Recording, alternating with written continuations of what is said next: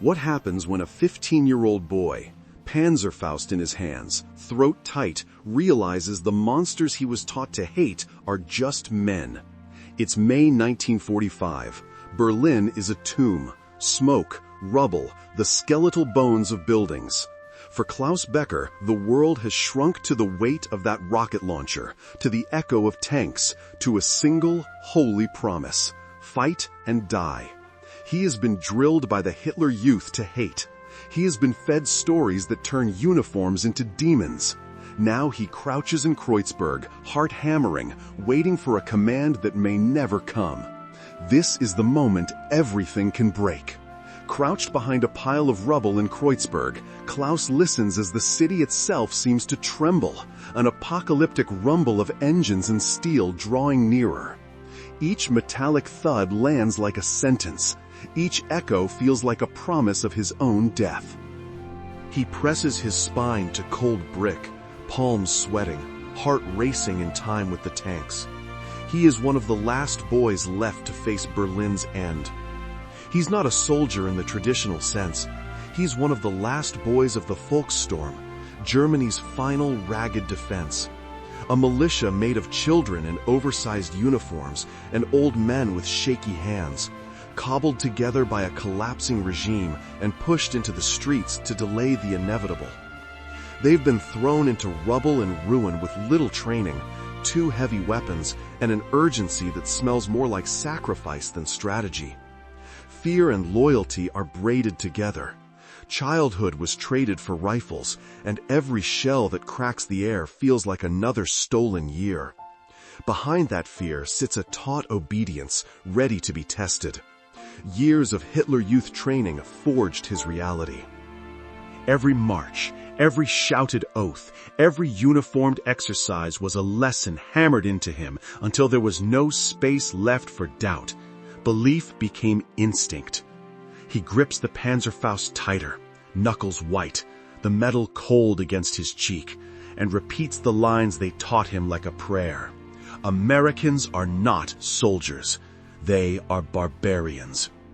The ideology is a venom in his veins, quickening breath and steadying his hand, turning a scared boy into a willing instrument. Still, beneath the drilled posture and practiced fury, something raw and human thumps faintly. Fear, memory, a small reluctance that will not be named. Everything he'd been taught narrows to a single, relentless rule. Surrender means torture. Dying in battle is the only honor left. The slogans aren't abstract anymore. They're a pulse in his chest, a drumbeat that drowns out doubt. Posters, rallies, the stern faces of youth leaders, all of it hardens into law. He tightens his grip until his knuckles ache, as if the Panzerfaust itself can anchor his courage. To step away would be to become a traitor, a coward, an unforgivable stain on his family's name. There is no room for mercy in that world. Then, like a shard of sunlight through concrete, a memory of Friedrich slices through the fog. A memory flashes. Friedrich, hair plastered to his forehead, racing into the open with that mad, brave grin they'd all been taught to worship, charging a tank as if it were a dare. A burst of fire, a scream cut short, then nothing. They carried him back on a tarp and called it glory. The posters called it sacrifice. The men around Klaus nodded as if that silence were a sermon. For Klaus, the image becomes a map. How a boy is meant to die, tidy and glorious. It settles in his chest, a cold compass pointing him toward the same impossible choice. Now it's Klaus's turn. The Führer's voice, a ghost that's lived in the seams of his skull since childhood, screams one last command: fight and die. Years of parades, oaths, and shouted slogans tighten like a rope around his throat. Friedrich's last charge still echoes in his ears. He's barely 15, but trained to move like a man and to die like a hero. His hand finds the familiar cold of the Panzerfaust, fingers trembling where drill has made them steady. His muscles answer ideology and fear. Every heartbeat becomes a metronome, counting down, and beyond the rubble, something heavy is coming. The lead Sherman grinds into view. A steel behemoth treads churning over the debris-strewn street. It climbs a mound of brick and concrete as if shrugging off the city itself. Then it stops. The world compresses into metal and dust. Plumes rise. The hull creaks. The turret pivots, a slow black maw turning to find whatever hides in the rubble. Time slows, each second stretching like rubber as the Sherman chews across the rubble. The massive cannon swivels, a black maw scanning the street, metal gleaming and hungry. For Klaus, the world collapses to the barrel's cold face. He freezes. Dust drifts in a hush. The gun finds him, centers, and in that pinpoint of light, every childhood promise and every drilled command goes quiet. The cannon points directly at his hiding spot. A cold certainty washes over Klaus, a clarity so sharp it slows his breath. The city noise recedes. All that remains is the tank, the muzzle, and the little beating heart in his throat. This is it, the end. He braces the Panzerfaust on his shoulder. The metal bites cold into his cheek. His finger trembles on the trigger, a boy's hand on a man's weapon. He tastes dust and iron. Years of drills tighten his jaw, but his hands betray him. Breath comes sharp. All the training funnels into that twitch, waiting for the roar that will end him. He braces the Panzerfaust, sure the world will end in a thunderclap. But instead of a shell, a voice cuts the air. Amplified, tinny, oddly precise through a loudspeaker, it speaks broken German. Kamerad, raus, hands up. For a second, the sound is wrong, like a radio playing someone else's life. Tank engines still growl, but the roar is interrupted by an offer. Offer, not a roar, not an explosion, a choice. The drilled certainty in Klaus's bones, the monsters, the hatred, the command to die, stumbles. He flinches because everything he'd been taught has no reply for a voice that asks him to surrender. Klaus's mind reels. This isn't supposed to happen. All his life he'd been taught to see the enemy as monsters. No bargaining, no mercy, only death. The voice slicing through the smoke collapses years of training into a single, incredulous question. Monsters don't offer choices. Monsters don't speak German with an ordinary, tired cadence. Monsters roar. They obliterate. Instead, a human voice is out there, calling a simple, almost bureaucratic command: surrender. The idea of a choice, of walking away alive, feels like treason and like salvation at the same time. His fingers go numb. His breath catches. The certainty that anchored him snaps. The world he knew fractures in a single, impossible sound. A human voice cutting through the roar like a hand through glass. It's not a demon's shout. It's a tired man asking him to lay down his arms. That tiny, ordinary sentence detonates the stories drilled into his skull. Enemy equals monster. Surrender, torture. Death, honor. He was trained to aim, to hate, to never listen. He was never taught what to do when mercy showed up as a choice. For the first time, the ideology has a hole in it, and he feels the air rush through his life where certainty used to be. He hears the tank voice and, for the first time, the neat map of his life unravels. Everything drilled into him, honor, duty, the glorious end, begins to look fragile and absurd. Fear presses at his ribs like a fist. Fanaticism claws from the other side, a practiced, poisonous whisper that calls surrender treason, calls survival shame. To give up is to be a coward. To fire is to choose certain death. Thoughts ricochet, his mother's face, Friedrich's last charge, the Führer's ghost screaming for sacrifice. He stands split down the middle, frozen in the rubble, a boy caught between two impossible futures. For a long, agonizing moment, Klaus is neither moving nor breathing. Time stretches into a tunnel of drilled orders and terrified instinct. He can hear his heart loud in his ears, the Führer's voice a ringing in his skull, the future dissolving into two impossible choices. Then something small and uncontrollable breaks through, a shudder, a reflex. His grip loosens. The Panzerfaust slips from his shoulder, sliding out of his hands like a weight that's been lifted off more than just his body. The Panzerfaust clatters onto the pavement, a raw, metallic report that slices the sudden silence, loud enough to be a verdict. In that ringing hollow, something inside Klaus snaps. The choice isn't a speech or a plan, it's a small, irreversible motion. The weapon rolls away. He feels both dread and a strange, shaking relief, a decision made. Slowly, Klaus lifts his empty, trembling hands above the rubble, palms open, weapon gone, every muscle raw. He stands exposed and small, utterly helpless, heartbeat thunderous as the enemy edges closer.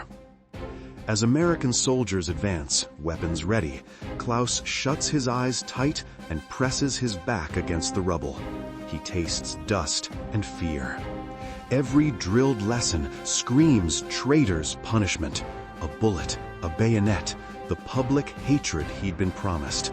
He waits for the crack, the steel, the end, lungs hollow with the certainty of death. There is only silence, an impossible, choking quiet after the storm of noise. And when Klaus finally dares to open his eyes, he doesn't see monsters at all, but men. Dirt-streaked faces, collars stiff with smoke, hands still curled around rifles out of habit, not hate. Their helmets are dented, their uniforms mud-dark, their movements careful and small, as if they too are surprised to be here. For a moment, the world tilts. The practiced shapes of his enemy blur into human features, lines of exhaustion, a slow blink, a mouth set as if to speak, and something in him unravels. Their faces are a strange mix of battle weariness and hard caution, lined, unshaven, eyes hooded from sleepless nights. But there's something else there too, a softness that stops him mid-breath, something he cannot name, something that looks almost like pity. It slides across their features like a small foreign weather, and it lands on him with the force of an accusation he's never learned to answer. He expects hatred, triumph, the triumphant roar of monsters. Instead, he finds hands that hesitate, mouths that don't spit curses, and a look that tells him he is not an enemy, but a child caught in someone else's war. The faces across the street, the weariness, the almost pity, weren't an isolated surprise. They were a symptom of something much larger. Across Germany, in the final convulsions of a collapsing regime, the Nazis scraped together 6 million people and stamped them with one name, the Volkssturm, a last-ditch militia of old men, factory workers, and terrified teenagers. There was no time for training, no time for pity. Men and boys were handed rifles and sent into rubble as if numbers could hold back the inevitable. Among those 6 million were countless Klauses, children pressed into a war they hadn't chosen. Among the millions dragged into the Volkssturm, an estimated 100,000 were teenagers, boys like Klaus, ripped from beds in classrooms, hauled from farms and tenements, given a few frantic hours of drilling, and a uniform that hung off their scrawny shoulders. They learned how to shoulder a rifle and how to salute, not how to be boys anymore. Then they were shoved into the gutter and pointed at professional armies, expected to stop tanks and veteran squads with little more than fear and stubborn orders.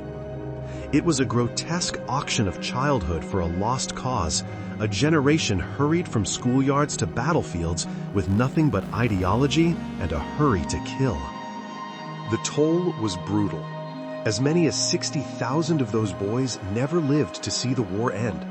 Snatched from classrooms and playgrounds, handed rifles and marching orders, and fed into streets of rubble for a cause that was already collapsing.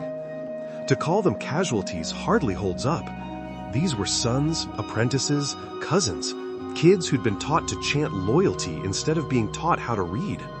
Their loss left whole neighborhoods hollow, families broken, a scar across an entire generation that would take decades to even name. And for the soldiers who finally met them in the trenches, it would feel like a new, wrenching kind of horror. For the American GIs, this was a new kind of hell. They had seen war's worst, towns reduced to dust, burned out tanks, friends gone. But nothing had readied them for enemies who looked like the kids they'd left behind. Instincts collided, the drilled orders to neutralize a threat, and a deeper, human reflex to shield a child. Men who could clear a sniper's nest in a heartbeat found their fingers trembling when a teenager raised a rifle. It created a moral vertigo: protect your unit or spare a boy. And it made every encounter feel less like combat and more like a terrible test of the soul. Because those kids, in oversized coats and hollow eyes, could still shoot straight. They stood like broken dolls in oversized uniforms, sleeves rolled too long, boots caked with mud, ribs showing through thin shirts. But you didn't get to write them off as children. They were malnourished, ragged, and armed with an ugly competence. Rifles, grenades, Panzerfausts cradled in small arms that somehow steadied when a tank rolled into sight. One of those boys could blow apart a Sherman just as surely as a veteran could put a man down. The contradiction landed in the Americans' chests like a punch. The body of a child, the lethality of a soldier, and no rulebook for what to do next. It produced a moral crack you could hear inside a man. The trained reflex to neutralize a threat colliding with a louder, older reflex to protect a child. Soldiers were drilled to see an enemy and shoot. Now that enemy looked like someone's brother, someone's son, and the rifle in your hands felt suddenly monstrous. Fingers hesitated on triggers, hearts pounded. Orders from officers and the calculus of survival argued with the gut-level horror of killing a kid. And decisions that should have been simple became knives that cut into men for the rest of their lives. That impossible tension would erupt in places like near Nuremberg, where, near Nuremberg, Sergeant Robert Mitchell's unit edged forward and stumbled on a foxhole full of boys. Not men, but boys. Faces streaked with grime, eyes swollen from crying, sleeves too long on thin arms. They sobbed and they aimed. Rifles trembled in hands that should have been building model airplanes, not firing at strangers. Mitchell froze for a sliver of a second that felt like an hour. Training screamed danger. Everything else screamed childhood. He made a choice in a heartbeat, but the image of those crying kids would never leave him. For the American soldiers standing over those foxholes, the problem wasn't a line on a map or a tactical maneuver. It was a moral calculus with no right answer. Freeze, and you might live to see a kid pull the trigger. Shoot, and you carry a child's face home for the rest of your life. Some hesitated, and hesitation cost men their lives. Others fired cleanly, and the cost was quieter but just as brutal. Years of sleepless nights, the replay of a child's eyes in the dark. There was no training for this, no manual that told you how to be both lawful and humane when the enemy looked like your little brother. This wasn't warfare as they knew it. Soldiers trained for clear targets and clean objectives found those rules ripped up the moment a child pointed a rifle back at them. It was a moral ambush, an instant where training, instinct, and the human heart collided. Do you shoot and stop a threat? Or do you hesitate and risk your squad? Those split-second choices left men with new kinds of wounds. Medals in their pockets, nightmares in their heads. The presence of boys on the battlefield turned tactics into questions of conscience, and forced units to invent kinder, riskier ways to end a fight. In the mud and rubble, something small and human began to grow, a hesitation, a refusal lodged in the hands and eyes of men who had already seen too much. It wasn't an order from headquarters. It was a choice made in split seconds. Hold your fire, shout in German, fire a warning shot, try to take him alive if you can. Born of shame, exhaustion, and the impossible sight of boys where enemies should be. Those quiet decisions rippled out from squad to platoon, and before long, tactics shifted. Capture was prioritized over killing, not by doctrine at first, but by soldiers who would not become killers of children. Faced with boys in uniforms, something in the American ranks snapped from pure aggression to something quieter, more precise. They started to talk. Soldiers learned a few German phrases, bellowing "Kapitulieren" and "Hände hoch" into ruined streets like a lifeline. They held their fire when they could. When they couldn't, they aimed low, to wound, not to finish. It was dangerous and improvisational, driven by disgust and pity in equal measure, but it saved lives. That instinct to capture rather than kill spread through units and set the scene for men like Private Eugene Henderson, who would shout German commands and fire warning shots to bring boys down alive.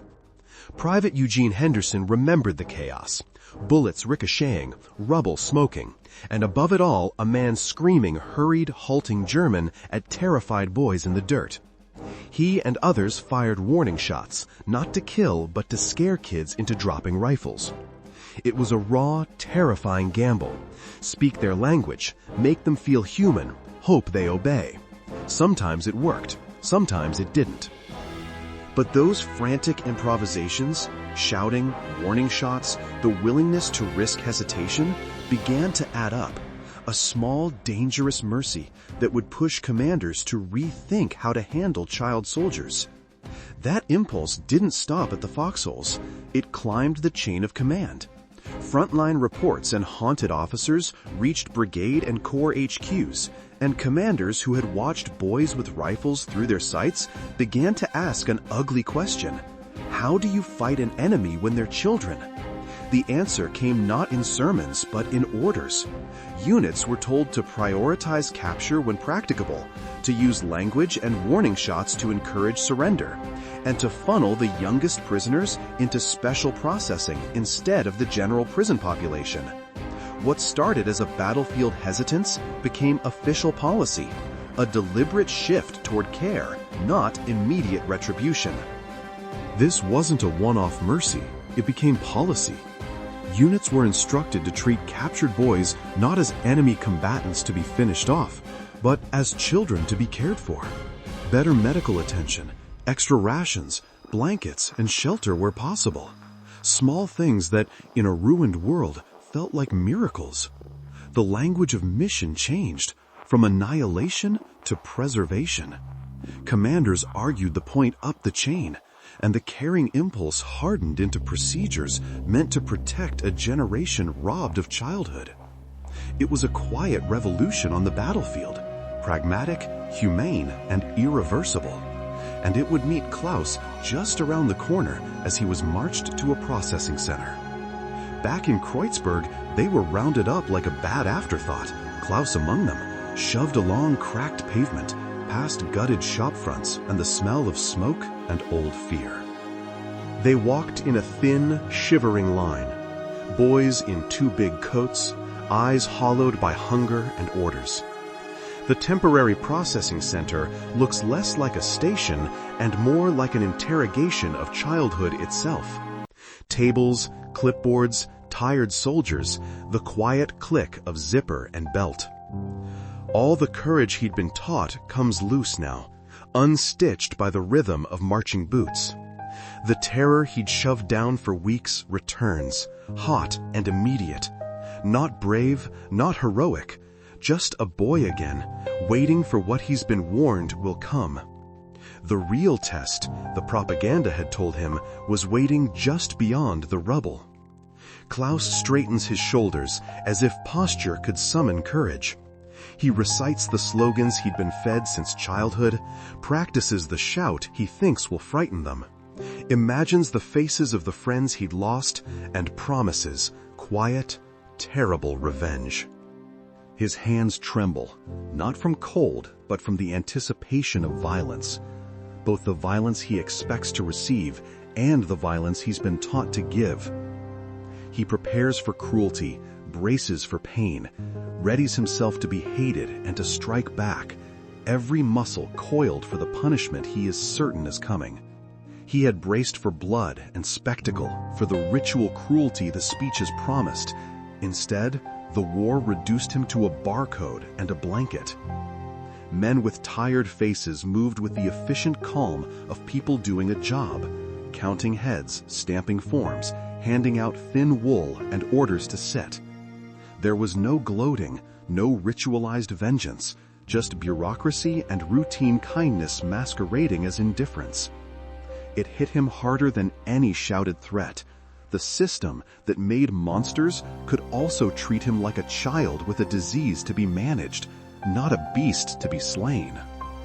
And then a soldier stepped forward, and everything shifted. An African-American soldier approaches, and Klaus recoils as if punched, every lie he'd been fed snapping taut in his chest. In the Hitler Youth classrooms, they'd painted men like this as beasts, as the most savage of the enemy, and that image explodes back into him. Snarling faces, stories of atrocities, a drumbeat that taught him to fear that skin. His hands clench, his breath hitches. For a stupid second, he braces for cruelty, for the vindictive shove or the mocking sneer he's been taught to expect, even as a smaller, quieter part of him wonders why fear comes faster than reason. The soldier doesn't raise his rifle. He simply holds out a dented canteen, palm forward, and in a small, tired voice, barely louder than the rumble of tanks, asks one word: water? The syllable isn't a command, it's a question. It slips into the space where Klaus expected only hatred, and finds, bewilderingly, mercy. For years he'd been fed monsters. He'd been taught the enemy had no face, no needs, only malice. Now a man whose skin his propaganda had demonized offers him a drink like any human being. Klaus freezes. The single word lands harder than any shell. He doesn't know what to do. Klaus stares, uncomprehending. A boy taught to see only monsters, now facing a hand that offers water. That single, quiet question, water, lands like a sledgehammer against the years of posters and drills and nightly speeches that built a wall inside him. He feels it crack, the tidy certainties, the chance, the arch of his loyalty. Heat and cold trade places in his chest. His mouth goes dry for a different reason. This isn't fury or triumph in the soldier's face. It's fatigue, maybe pity. A small mercy, ordinary and human, opens a gap where nothing had been allowed to exist before, and for the first time, Klaus realizes a simple choice has been put before him. He takes the canteen with a trembling hand. The metal is cool, impossibly ordinary, and it hits him like a physical shock, a cold bar against the fever in his head. For years, the drills taught him only to aim, to hate, to die with a shout. Now, something as small as a drink feels like a betrayal of everything he was told to be. His fingers curl around the rim, unsure if they should raise it to his lips or drop it and run. The water tastes of dust and something softer. The sudden, terrifying possibility that the world he knew might be wrong. He had been prepared to die a hero's death at the hands of monsters. Every lesson, every rallying cry had made that certainty a kind of armor. So when a tired soldier offered him a canteen, the armor didn't just dent, it came apart. The cool metal touched his lips, and something he'd been taught to hate turned into something ordinary and human, an open hand, not a bayonet. Confusion flooded him first, then a guilty, dizzy relief, as if the whole story he'd been fed for years had been a lie. He wasn't ready for that. He wasn't ready for mercy. And then, quietly, the man came back with a small bar of chocolate. A little later, the same soldier returns, not shouting, not menacing, just walking up slow through the debris. And in his hand, improbably, is a small bar of chocolate. He holds it out like an offering, like something sacred in a ruined street. It looks ridiculous against the smoke and concrete, a child's treat in the middle of an apocalypse, and yet the gesture lands with the force of a verdict. Klaus stares, stunned, the drilled certainty in his chest wobbling. That tiny, ordinary bar suddenly feels like proof that everything he'd been taught might be a lie. He handed it to Klaus, small, wrapped, almost comically ordinary, a bar of chocolate that should have meant nothing in the calculus of war. The gesture needed no words. It crossed language, crossed the textbooks of hate burned into his skull, crossed every shouted command that had told him these men were monsters. Klaus took it with trembling fingers, felt the cool metal of the canteen still in his other hand, and for a moment every lesson unspooled. The chocolate was sweetness, yes, but more than that, a simple pardon, a proof that mercy existed where he had been taught only hatred. The wall inside him cracked. Tears came then, sudden, helpless, because the thing he had been prepared to die for had been a lie, and the enemy had just given him back his life. For the first time, Klaus cries, small at first, a hiccup that turns into a wet, ragged surrender, not from fear or pain, but from something far heavier being lifted off him. Years of shouted slogans and staged heroics unclench in that moment, like a hand undoing the straps of a pack he'd carried his whole life. His cheeks streak with grime and salt, his shoulders drop, and the world he'd been trained to hate feels suddenly thin, exposed, and absurdly childlike. The tear is relief and accusation at once. Relief that the terrible truth is different than what he was taught, and grief for everything stolen to keep that lie alive. He had been taught to crave death as honor, to see whole armies as beasts to be killed, and in a single, terrible instant, the scaffold collapsed. The monsters weren't real. His leaders had lied. His cause was a fraud. Every promise, every slogan, every shout that had kept him from running away evaporated into cold air. Grief hit like a physical thing. For Friedrich, for the boys conscripted before him, for the childhood traded for a rifle. Rage and shame tangled with a dizzy, empty relief. He was unmoored, a boy whose map of the world had been burned, and all he could do was wait to see what came next. And the enemy was showing him a mercy he didn't deserve and could never have imagined. A tired soldier offering water, a bar of chocolate, a blanket. Small, almost embarrassed gestures that collapsed years of shouted lies in an instant. Klaus, who had been trained to spit at the sight of an American, felt something crack inside him. Shame, relief, a raw, bewildered gratitude that brought him to his knees. It wasn't heroism or triumph. It was simple human decency handed to a boy who expected only cruelty, and that small kindness unmoored everything he had been taught to believe. This was the experience of thousands of German child soldiers, sent to die, primed for cruelty, braced for the worst, and then stunned by the ordinary mercy of captivity. They expected screams and retribution. They expected the nightmare their leaders had built for them. Instead, they were processed, counted, given blankets and bread, bandaged and fed, and kept apart from the vengeful myths they had been taught to fear. Confusion turned to a fragile relief. Anger softened into questions. Some wept. Some simply stared, trying to hold two incompatible truths in their heads at once. They didn't find torture chambers of their nightmares. They found order, structure, and basic human decency. They didn't find the horror they'd been fed. They found a daily rhythm.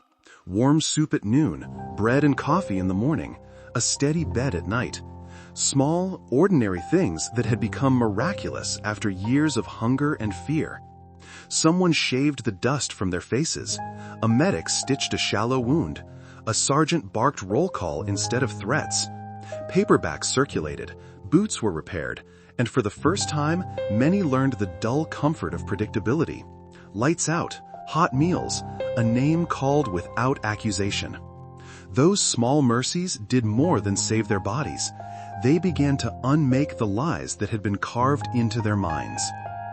Chaplains and guards quietly became the architects of a different kind of battle, one fought with books, bandages, and patient conversation instead of bullets. They kept the boys away from hardened prisoners, made sure they had hot meals and clean clothes, tended wounds and handed out blankets, and then did the slower work, lessons, readings, conversations that pushed back against years of slogans. Teachers taught arithmetic and history. Chaplains asked questions instead of preaching answers. Guards enforced order, but also allowed time to play, to ask, to be a kid again. Those small, relentless acts, food, care, talk, didn't erase indoctrination overnight, but they chipped it away, slowly deprogramming boys hardened by hate and giving them, for the first time in years, the chance to be children. For 7 months, Klaus lived inside that camp, and every day was a small unmaking of the world he'd been taught to love and die for.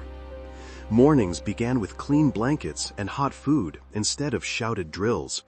Wounded boys were sewn up, fed, given the kind of medical attention that had been a rumor in his old life. Chaplains read quietly. Guards bent rules to keep the younger ones apart from the worst of the men. Simple routines, soup, a blanket, an English phrase handed over with a smile, felt like slow, gentle dismantling of a taught hatred. Little by little, the slogans lost their teeth, and the idea that the enemy was a monster began to crumble into something painfully human. Tired men who had saved his life. For 7 long months, the camp did what the battlefield never could. It fed him, bandaged him, counted him. Simple, steady acts that sounded nothing like the thunderous lies he'd been taught.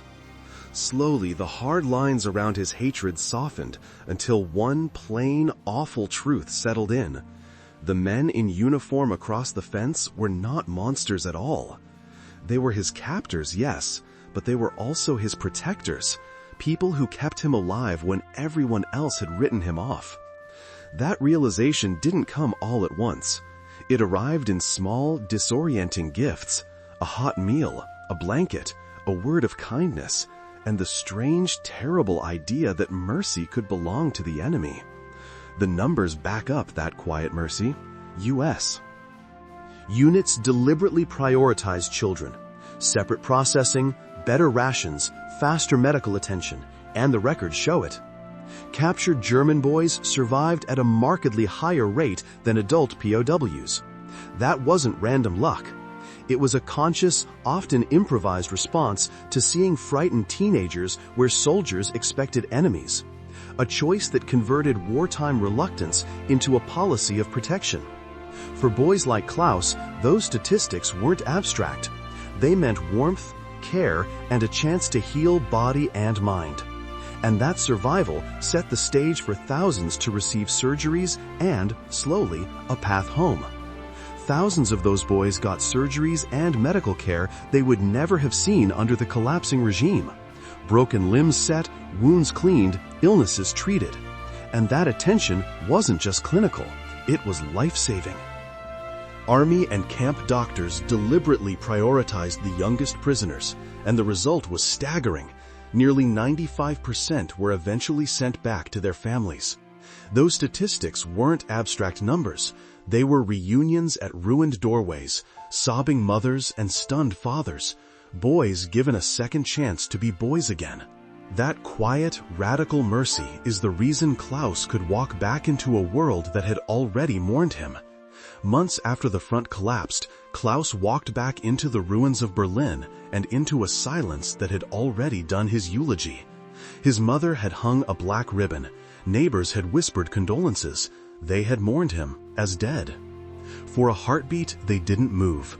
Then disbelief cracked into sound. Sobs, laughter, and the stunned stillness of people who'd rehearsed grief and now had to unlearn it.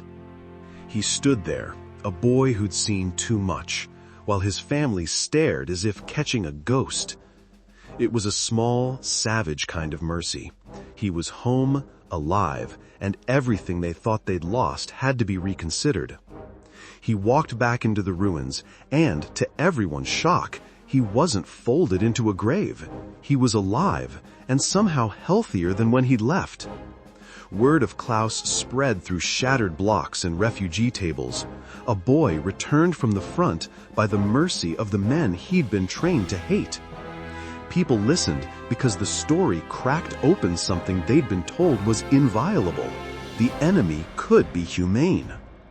Those small, stubborn reports, a canteen offered, a chocolate handed over, a life spared, began to take root, quietly planting the first fragile seeds of a new relationship between a defeated Germany and the soldiers who had shown it mercy.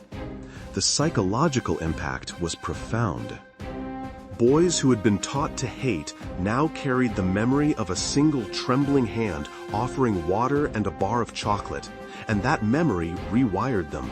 Shock became reflection, fear became curiosity, indoctrination cracked open. Many of those former child soldiers went on to champion democracy, join civic life, help rebuild schools, and foster exchange programs, sometimes literally shaking the hands of the men who had once been their enemies. They became walking proof that mercy can outlast ideology, bridging ruined neighborhoods and creating friendships that would outlive the uniform. Yet this was only half the story. But the story has another side.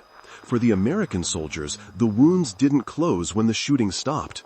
They brought home faces, small, terrified faces, that refused to fit the enemy label they'd been given on maps and orders. The rightness of a command sat beside a gut-deep sorrow, and the two refused to make peace. Some men woke screaming. Others drank to numb the memory of a boy with a rifle in a foxhole, or the moment they hesitated and paid for it with a comrade's life. Intellectual justification couldn't heal an emotional wound. Those images followed them into quiet rooms, into marriages, into decades of restless nights. Men like Sergeant Robert Mitchell would carry them forever. For Sergeant Mitchell, the war never really left him. It lived in the small, terrible moments no report could capture. The sound of a boy's sob, the tilt of a rifle in a child's hands, the way those faces surfaced in the quiet of a kitchen, or the sudden jolt awake at night, as real as a shell burst. Intellectually, he could explain why he pulled the trigger: orders, survival, the calculus of battle. But explanation never soothed the gut-level ache, never washed the stain from his memory, and so he carried that hurt like a hidden scar for the rest of his life. Private Henderson's guilt was not an abstract thought. It was a nightly replay, a loop of choices that never sat right. For every trembling German boy he let live, he kept asking himself the same brutal question: did that hesitation cost an American life? He pictured mothers waiting at train stations, imagined a buddy who might have lived if he had acted faster. Some moments he calmed himself with reason, rules of engagement, the hope of saving a child. Then the doubt returned, sharp as shrapnel. It became a weight he carried in his chest, a moral bill that never balanced, one of the impossible burdens soldiers brought home. They came home with something that medals couldn't bury, an ache that sat behind the ribs, a moral ledger that never balanced, the faces of boys who had once been enemies and now haunted every quiet night. Some veterans answered it with silence, others with nightmares, and many with a stubborn, private question: what part of this was mine to bear, and what part belonged to the old men who sent children to die? That unbearable split between responsibility and remorse shaped their post-war lives, and it would also shape the way the American occupation approached Germany's children, not as enemy combatants, but as the casualties of someone else's war. In the post-war occupation, the American mission sharpened into something more than victory or punishment. It became a project of repair. Captain William Hayes, the denazification officer walking through ruined schools and orphaned boys, put it bluntly: the fault lay with the government, not the children. That line reframed everything. These boys were not perpetrators to be erased, but victims to be reclaimed. The job wasn't simply to punish. It was to protect, to feed, to educate, to strip away propaganda, and give back a childhood stolen by an ideology that handed out rifles instead of reading primers. What came next had to be practical, patient, and humane. They tore down the uniforms, the rallies, the symbols, starting at the roots. The Hitler Youth was dissolved, its leaders purged, and the new mission was simple and fierce: give kids books, not rifles. Schools reopened, libraries were restocked, teachers and chaplains moved in, and programs sprang up to teach history, critical thinking, and civics instead of obedience. Where boys had been drilled to hate, a battered society chose to plant reading rooms and playgrounds, to offer counseling and apprenticeships, to replace indoctrination with opportunity. It was a promise forged in shame, the memory of an army of children sent to die, and it reshaped a generation's future. For Klaus, his new life began at 15, with an act of mercy that unwired years of hate in a single, ordinary gesture: a canteen offered, a bar of chocolate, a blanket, a bed, and steady hands that treated him like a child instead of an enemy. In American care, he found food, medicine, lessons, and time to see the lies unravel. He walked out healthier than he went in, returned to parents who had mourned him, and carried home not just a scar, but a choice: to rebuild, to learn, to forgive. That mercy, small, stubborn, human, would ripple far beyond one boy and help redefine what victory could mean. In the final calculus of war, what weighs more, an order to kill or an instinct to save?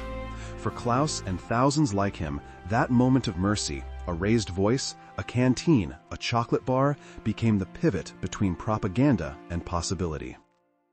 It didn't erase the gore or the soldiers' nightmares, but it flipped the script. Victory came not from vengeance, but from choosing to protect the vulnerable, to rebuild rather than to punish. Those choices reshaped a battered nation, seeding democracy and an unlikely friendship across former lines. In that quiet mercy, the meaning of victory was quietly, irrevocably remade.